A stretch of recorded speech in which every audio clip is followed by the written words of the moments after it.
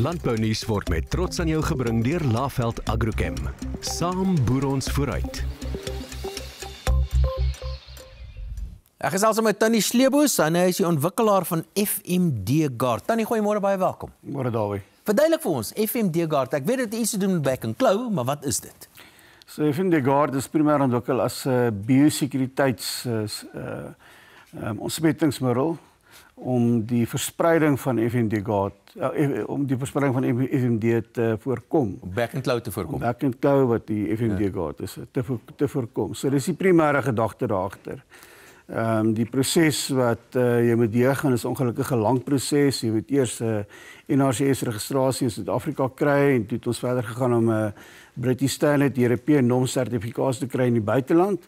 En dan moet jy na ondersoek toe gaan en 'n dokter hier skryf wat jou amptelike toets teen die virus natuurlik doen. So die idee is om die verspreiding daarvan te verhoed. Is dit wat dit is? Primêr om die verspreiding daarvan te verhoed. Nou die afgelope tyd sien ons oral dwars deur die land. Oral rapporteer mense en sê hierso oral is hierdie uitbreek van back and claw. Hoekom is dit so? Die uitbrake vind primêr plaas weens 'n laksheid van biosekuriteit wat nie toegepas word nie.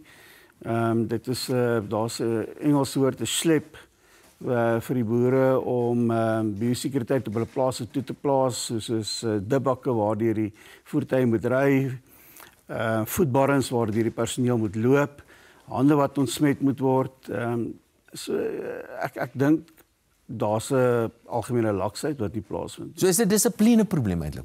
Dis 'n dissipline probleme, ja. Nou maar mense hierdie FMD Guard, die idee is en dink jy dit gaan effektief wees om die verspreiding van back and claw te verhoed, maar nogtans moet dit tog ook met dissipline toegepas word, nie waar nie? Ja, ons was so 2 weke terug by die Nampo Alpha waar FMD Guard primêr aangewend is vir die biosekuriteit. Daar was 'n kompetisie aangebied, 'n landwyse kompetisie van skooliere. Die skooliere was onder andere almal voornemende boere en hulle het aan kompetisies deelgeneem.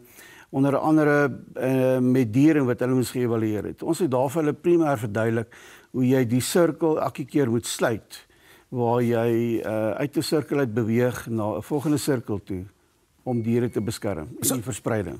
Hoe werk dit? Sit mense dit in voetbakke en so? Is dit die idee? Dit is 'n poeier wat jy met water meng, jy gooi dit in 'n voetbad of jy sit dit in 'n knapsak spuit of jy sit dit in 'n dipbak waardeur die voertuie kan ry.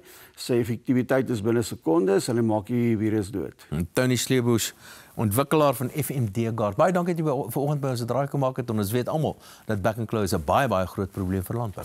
Dankie daarvoor.